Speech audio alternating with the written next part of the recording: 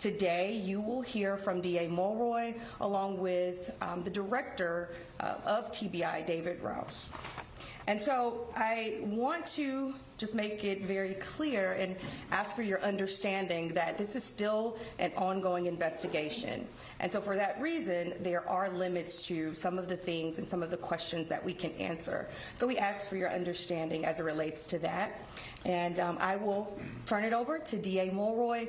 And did I mention that we will take questions after, but we have a really limited amount of time. So thank you. Thank you, Erica. Good afternoon, everybody. Thank you for coming. I'm joined today, as Ms. Williams has already said, with the director of the Tennessee Bureau of Investigation, David Roush, as well as Assistant Director Josh Melton.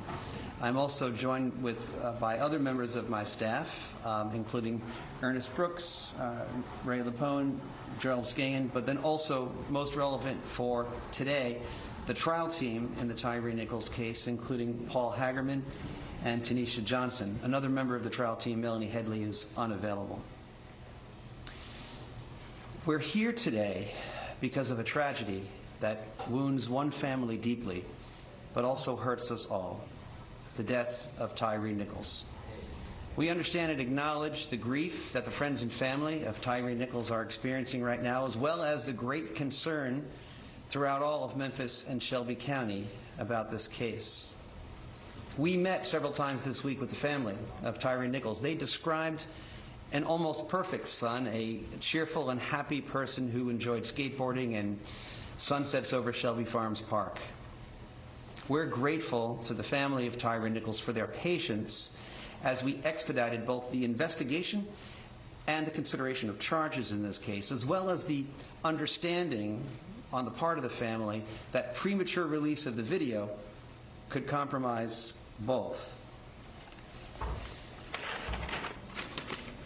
And we did work quickly to expedite this investigation because of the extraordinary nature of the case. Compared to the average investigation and prosecution decisions in a case like this, we worked swiftly but also fairly, and most importantly, in a way calculated to ensure that we have a strong case.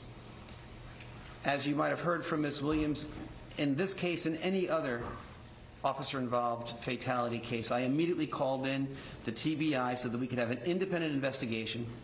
I also assigned to the newly created Justice Review Unit within my office, which works independently and separately both from law enforcement and the rest of my staff, to make a truly objective recommendation about whether criminal charges were appropriate. I want to thank the TBI, the Justice Review Unit, and the trial team for working swiftly but thoroughly under very difficult conditions. Earlier today, the grand jury returned indictments against 5 former Memphis Police Department officers regarding the death of Tyre Nichols. These are the same 5 officers who were previously or recently terminated by the Memphis Police Department. They are currently in custody.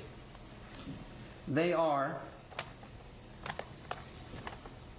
Tadarius Bean, Demetrius Haley, Emmett Martin III, Desmond Mills Jr., and Justin Smith. The grand jury returned indictments against all 5 with the same charges. And we had previously met with the family of Tyre Nichols to go over what these charges were going to be. And that meeting with the family, I think, went rather well. Here are the charges: second-degree murder, aggravated assault, aggravated kidnapping resulting in bodily injury, aggravated kidnapping involving the possession of a weapon, official misconduct through unauthorized exercise of power, official misconduct through failure to act when there is a duty imposed by law, and official oppression. While each of the 5 individuals played a different role in the incident in question, the actions of all of them resulted in the death of Tyre Nichols, and they are all responsible.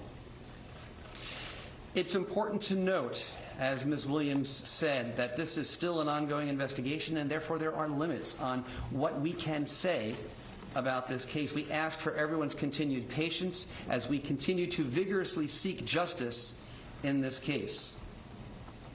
We also know that the public is very concerned about whether they can see the video about this incident and the timing of the release of this, the video of this incident. I have been in regular contact with the city of Memphis, the custodian of that record, and I can tell you that the city will be releasing the video sometime after 6 p.m. Friday, tomorrow, and that the city of Memphis should be making a statement somewhat later on this afternoon regarding the timing of that release. Let me close by saying, both to the family of Tyre Nichols and to the broader community here in Memphis and Shelby County, we all want the same thing. We want justice for Tyre Nichols. It's my hope that if there is any silver lining to be drawn from this very dark cloud, it's that perhaps this incident can open a broader conversation about the need for police reform. The world is watching us, and we need to show the world what lessons we can learn from this tragedy. I'm hopeful that we can show them who I know us to be, a community working towards positive change here in Memphis and Shelby County. With that, let me ask Director Roush to step forward. Thank you, D.A. Mulroy. Good afternoon. I'm David Roush, Director of the Tennessee Bureau of Investigation. First and foremost, and most importantly, on behalf of the Tennessee Bureau of Investigation, I want to extend my deepest condolences to the family and friends of Tyre Nichols. My prayer is that God will wrap his comforting arms around you and keep you during this very difficult time. We can't imagine the pain you're experiencing, but let me reaffirm, we are here to pursue truth and justice, realizing that we should not be here. Simply put, this shouldn't have happened. I've been policing for more than 30 years. I've devoted my life to this profession, and I'm grieved. Frankly, I'm shocked. I'm sickened by what I saw and what we've learned through our extensive and thorough investigation. I've seen the video, and as D.A. Mulroy stated, you will too. In a word, it's absolutely appalling. Let me be clear. What happened here does not at all reflect proper policing. This was wrong. This was criminal. The depth and breadth of the charges announced today speaks to the deliberate and thorough investigation that this case has received. And our work is not finished. We continue to pursue every lead. Justice demands it. And our agency exists so that guilt shall not escape, nor innocence suffer. To that end, I want to publicly thank our agents, our forensic scientists, our support staff, and our entire team around this state. They worked diligently to expedite this case. We've worked as hard as we could and as quickly as we could to provide a thorough, independent, unbiased investigative record to allow D.A. Mulroy and his team to make the most informed decision they could regarding these charges. I also want to thank the Memphis Police Department and the city leaders for their cooperation in this case, which I want to stress is ongoing at this time. Thank you. We'll take a few questions. D.A. Mulroy, I was wondering if Shimon from the best from CNN. And Whitland, let's make sure that one at a time. One and then Yes. two. Okay. And you say the investigation's ongoing. Does that include other officers that were alluded to in C.J. Davis's address last night, and also could it also involve the other EMTs and personnel from the fire department? Nothing we do today or did today precludes the addition of any further charges regarding any of the people that you mentioned. We're still actively reviewing everything. Yes. Sir, thank you. Shimon Rokas from CNN. We have not heard from the police chief generally give a description of what occurred in the initial stop, any kind of a timeline of what exactly occurred on that day. So I'm hoping perhaps you or the director there can explain to us, just give us as much as possible a timeline of the events. He was stopped. Was this a legal stop? Why was he stopped? And then sort of continue to explain perhaps what happened in the moments after that, as much as possible. Right. I don't want to go into too much detail. And I suspect that all of your answers along those lines will, be forthcoming once you have a chance to view the video for yourself. I know that a lot of this has already been publicly released, but there was an initial traffic stop. We won't comment right now on the presence or absence of legality of the stop, but there was a traffic stop, and there was an initial altercation involving several officers and Mr. Nichols. Pepper spray was deployed. The suspect, or not the suspect, Mr. Nichols, fled on foot. There was another altercation at a nearby location at which the serious injuries were experienced by Mr. Nichols. After some period of time of waiting around afterwards, he was taken away by an ambulance. Beyond that, I don't really think we should go into any further details. So there was a delay in a call. The police delayed calling an ambulance for. There was an elapsed period of time, but I believe that if you watch the video, you'll be able to make that judgment for yourself. Erica, do you want to? I'm trying to give everyone a chance. But is there a reason the police chief? At least for us in CBS News, is it known if Tyre Nichols had previously known these former officers? We have no information to disclose about that at this time. I don't know why Chief Davis isn't here. Anything else? Dean Lord, can you explain, is it just body camera videos, is it dash cam videos, surveillance, what kind of videos? Well, the actual release will be up to the city of Memphis. My understanding is that it'll be a combination of pole cam video, skycop video, and body cam video. We'll take just one more question. One more question. There will be a review of specialized units within the Memphis Police Department.